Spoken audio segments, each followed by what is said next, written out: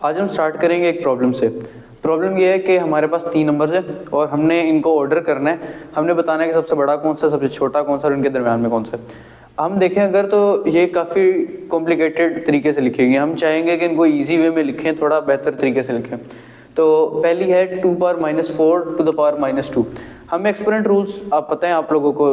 हमें पता है कि जब भी कोई किसी पावर की कोई पावर होती है तो वहाँ पे एक्सपोनेंट्स मल्टीप्लाई हो जाते हैं। तो हम इसको लिख सकते हैं 2 टू द पावर -4 टाइम्स -2, और -4 मल्टीप्लाइड बाई -2 होता है 2 to 8। तो ये चीज़ सिर्फ 2 to the 8 आ जाती है। तो हमारे पास ये पूरी एक्सप्रेशन 2 to the पावर 8 है। अगर हम देखें 1/27 to the power -8 times 9 to the power -8।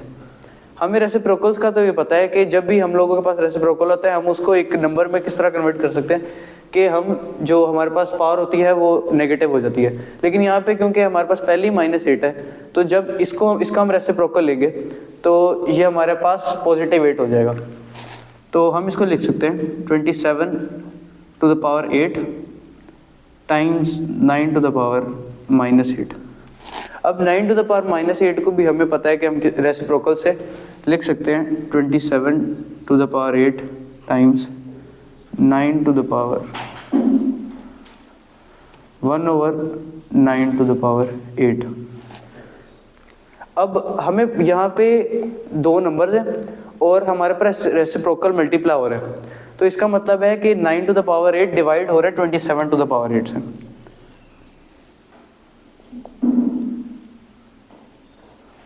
यहाँ पे हमारे पास क्वोशंट कैलकुलेट करना है और हमें पता है कि इन दो की पावर सेम है।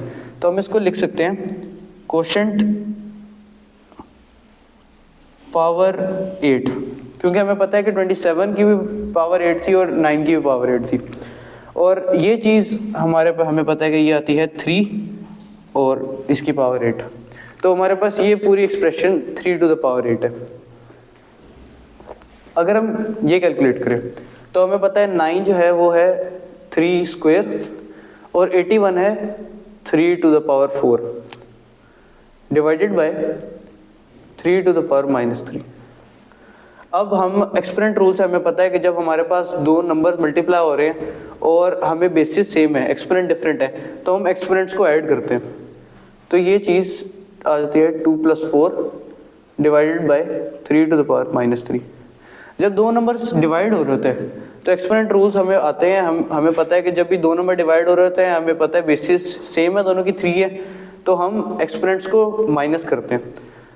अब यहाँ पे अगर हम माइनस करें -3 माइनस इस प्लस, तो ये आ जाता है 3 टू द पावर 2 + 4 + 3। 2 + 4 6, 6 + 3 9। तो ये चीज़ आ जाती है 3 टू द पावर 9। अगर हम ये देखें, अब हमने बताना है कि कौन से नंबर इनमें बड़े हैं, हमने उनको ऑर्डर करना है।